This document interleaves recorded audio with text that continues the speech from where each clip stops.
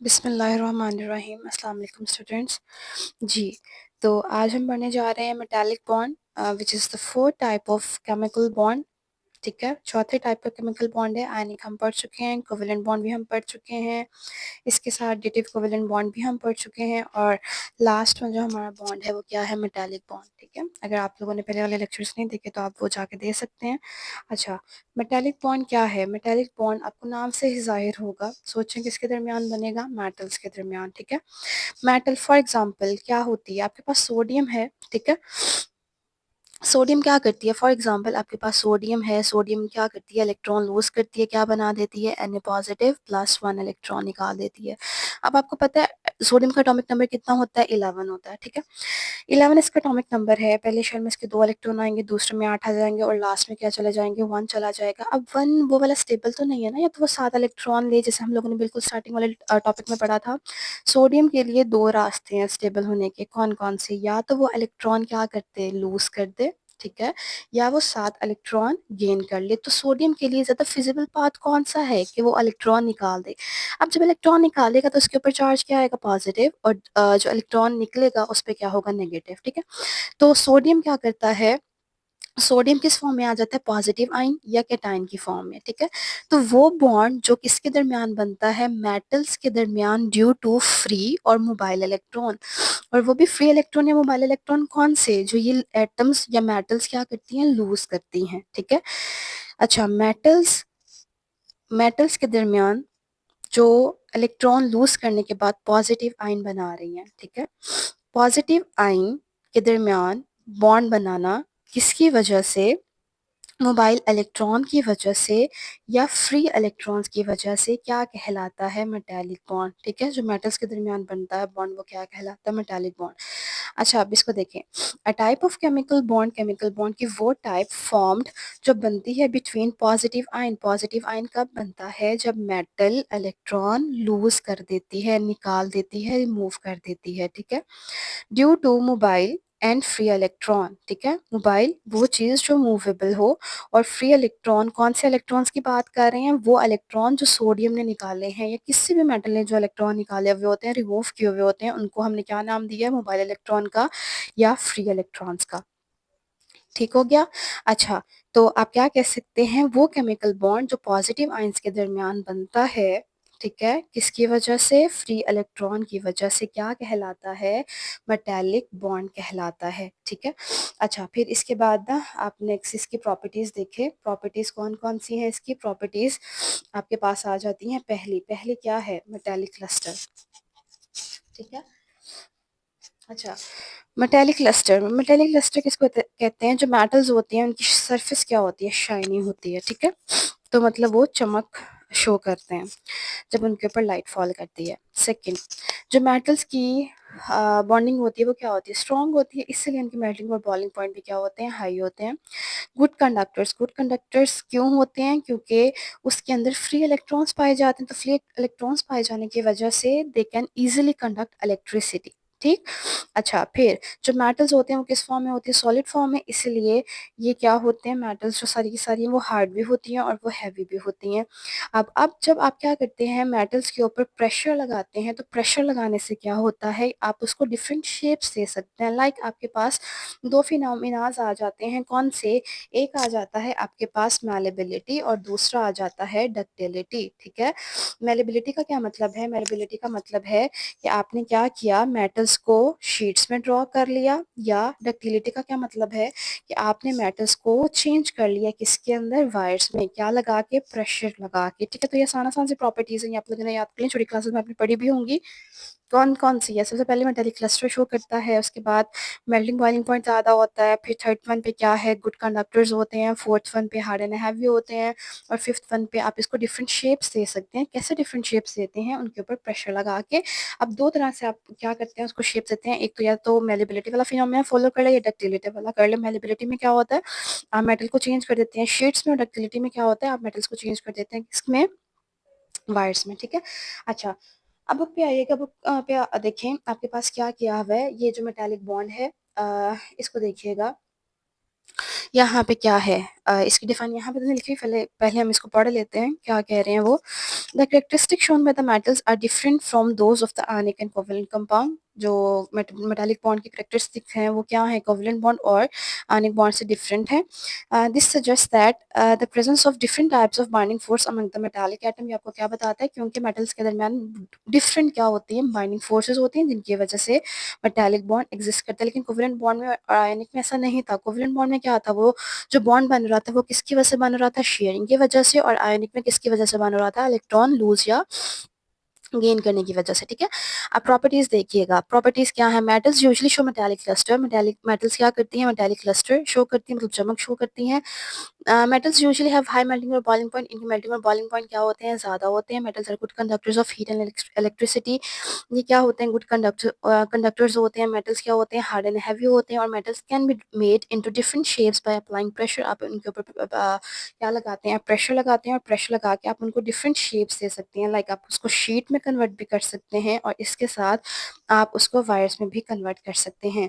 These characteristics of metal can be explained if we know the nature of binding forces present between their atoms। ये हमें तब पता चलेगा जब हम इनकी क्या पता हो, बाइंडिंग फोर्सेस पता। अब एक्सप्लेनेशन देखिएगा। Usually metals have low ionisation energy. Ionisation energy का क्या मतलब होता है, आयोनाइजेशन एनर्जी कहते हैं the amount of energy required to remove the valence electron या आउटर मोस्ट इलेक्ट्रॉन।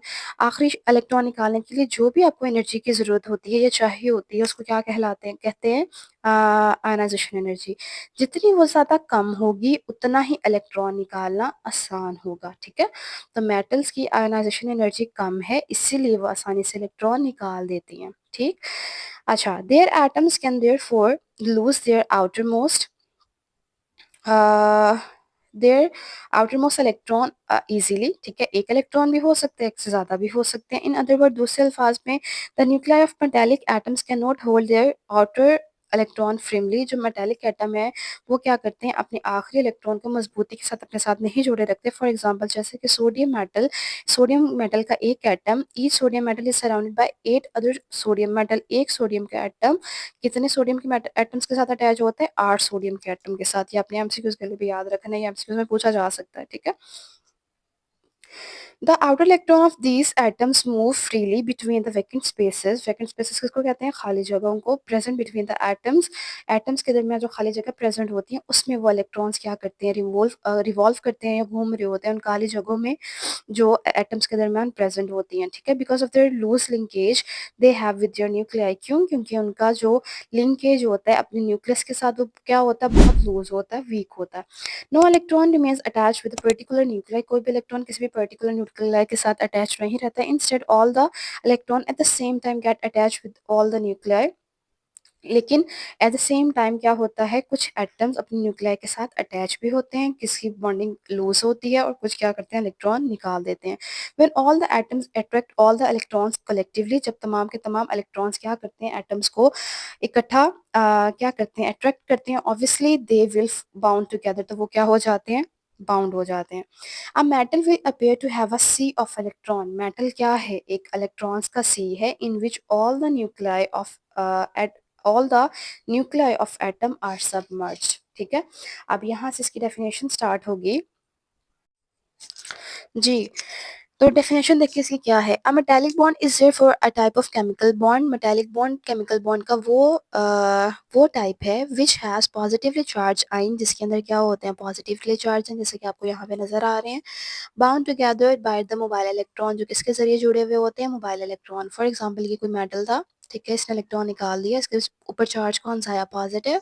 और जो इलेक्ट्रॉन निकाला है वो इसके वेकेंट स्पेसेस, खाली जगहों में क्या कर रहा है, घूम रहा है। मतलब आप ये भी कह सकते हैं कि ये पूरा का पूरा जो आपके पास बॉन्ड है, इसमें ये इलेक्ट्रॉन्स क्या हैं, एज अ सी काम कर रहे हैं, मतलब इलेक्ट्रॉन्स का समुंदर है। ठीक है, और इसमें पॉजिटिव आयंस क्या हुए हुए हैं, सबमर्ज्ड हुए हुए हैं। अब आगे देखिएगा, strength of metallic bond. Strength of metallic bond दो चीजों पे डिपेंड करती है, कौन कौन सी। The strength of metallic bond depends upon the two factors. कौन कौन से हैं? Number 1, the number of positive charges present on the positive ion जो बन रहा है उसके ऊपर कितना पॉजिटिव चार्ज प्रेजेंट है। And number 2, the number of mobile electron set free by each atom, और हर एटम ने कितने इलेक्ट्रॉन क्या किए हैं? निकालने हैं। ठीक है। For example in sodium metal, for example each sodium sets free only 1 electron, sodium क्या करता है? एक इलेक्ट्रॉन निकालता है। The metallic bond in sodium is therefore not very strong, इसलिए सोडियम का जो बॉन्ड होता है वो ज़्यादा स्ट्रॉन्ग नहीं होता। ठीक है, क्योंकि उसके ऊपर चार्ज भी कम है और इलेक्ट्रॉन भी उसने एक निकाला है। लेकिन अगर आप मैग्नीशियम की बात करें, in magnesium metal each magnesium metal releases 2 electron, magnesium क्या करता है? 2 इलेक्ट्रॉन निकालता है टू एक्वायर 2 पॉजिटिव चार्ज, और वो क्या हासिल कर लेता है? 2 पॉजिटिव। लाके आपके पास यहाँ पे एग्जांपल में गिवन है, आपके पास ये जो एटम्स हैं इनके ऊपर आपको कितना चार्ज नजर आ रहा है? +2, और ऊपर वाले में कितना था? प्लस। ठीक है, ये सोडियम की एग्जांपल है और ये किसकी है? मैग्नीशियम की। मैग्नीशियम में देखिएगा आपके पास क्या चीज़ है? मैग्नीशियम में आपके पास आ जाता है क्या? +2 चार्ज, मतलब सोडियम से इसका चार्ज ज़्यादा हो गया है, और जाहिर सी बात है उसने एक इलेक्ट्रॉन निकाला था, इसने 2 निकाले हैं, तो मतलब पॉजिटिव चार्ज भी यहाँ पे ज़्यादा है और यहाँ पे नंबर ऑफ इलेक्ट्रॉन्स भी ज़्यादा हैं, तो यहाँ पे फोर्स ऑफ अट्रैक्शन क्या होगी? ज़्यादा होगी एज कम्पेयर टू सोडियम। ठीक है, तो इस वजह से the metallic bond in magnesium metal evidently B stronger than the sodium metal, magnesium का बॉन्ड पॉजिटिव चार्ज ज़्यादा होने की वजह से और इलेक्ट्रॉन ज़्यादा होने की वजह से स्ट्रॉन्ग है, किसकी निस्बत? सोडियम की निस्बत। ठीक है, this explain why the magnesium metal melts as higher pressure higher temperature than sodium metal, इसीलिए जो सोडियम का मेल्टिंग और बॉइलिंग पॉइंट होता है वो क्या होता है? कम होता है, किसकी निस्बत? मैग्नीशियम की निस्बत। ठीक है, तो मैग्नीशियम का मेल्टिंग और बॉइलिंग पॉइंट ज़्यादा चार्ज और ज़्यादा इलेक्ट्रॉन होने की वजह से फोर्स ऑफ अट्रैक्शन ज़्यादा होती है, जिसकी वजह से उसका मेल्टिंग और बॉइलिंग पॉइंट भी क्या हो जाता है? बढ़ जाता है। आगे देखिएगा, the presence of freely moving electron in metals makes them good conductors of heat and electricity. ठीक है, फ्री मूविंग इलेक्ट्रॉन है जिसकी वजह से मेटालिक बॉन्ड क्या बन जाता है? गुड कंडक्टर बनता है, किसका? हीट का, इलेक्ट्रिसिटी का, आसानी से इसको गुजार देता है। अच्छा, उसके बाद more over in metals the atoms are strongly held and arranged in the form of rows one above the other. Atoms क्या करते हैं metals के? एक दूसरे के ऊपर rows बना लेते हैं, इसको हम आगे next diagram में देखते हैं। This arrangement makes them hard and heavy, ये क्या कर देता है? इसको hard भी बनाता है और इसको heavy भी बनाता है। When pressure is applied, जब आप इसके ऊपर pressure apply करते हैं on metals के ऊपर, the upper rows of atoms, ऊपर वाली जो रो होती है slip, वो फिसल जाती है pass the lower rows as a result, जिसके नतीजे में देयर शेप्स आर चेंज, उनकी शक्लें क्या हो जाती हैं? चेंज हो जाती हैं। Metals can be therefore easily be drawn into wires and sheet, जिसकी वजह से आप क्या करते हैं? इसको आसानी से शीट्स में भी कन्वर्ट कर लेते हैं और वायर्स में भी कन्वर्ट कर लेते हैं। ठीक है, आगे इसकी डायग्राम देखिएगा।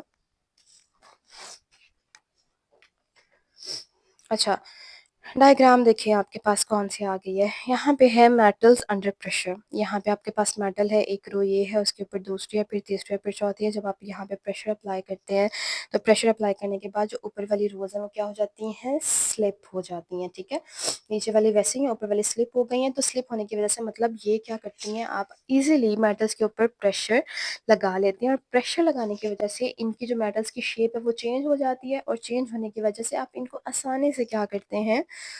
किसमें चेंज कर लेते हैं? आसानी से इसको शीट्स में भी कन्वर्ट कर सकते हैं और इसको वायर्स में भी कन्वर्ट कर सकते हैं। ठीक है, शीट्स में कन्वर्ट करने का फिनोमेना क्या कहलाता है? मैलेबिलिटी, और वायर्स में कन्वर्ट करने का फिनोमेना क्या कहलाता है? डक्टिलिटी। ठीक है, तो यहाँ पे आपके पास क्या था? सबसे पहले इसकी डिफाइन आपने करनी है, फिर कैरेक्टरिस्टिक एक्सप्लेनेशन, देन यहाँ से इसकी जो आ जाएगी स्ट्रेंथ किस पे डिपेंड कर रही है और इसकी फर्दर प्रॉपर्टीज़ है, और यहाँ तक। ठीक है, अच्छा, अब यहाँ तक आप लोगों ने इसको लर्न कर लेना है। नेक्स्ट जो हमारा टॉपिक होगा इंशाल्लाह वो होगा electropositive character of metals and electronegative characters of metal. ठीक है, मतलब ये दोनों हम लोगों ने ट्रेंड पढ़ने हैं इंशाल्लाह। तब तक के लिए अल्लाह हाफ़िज़।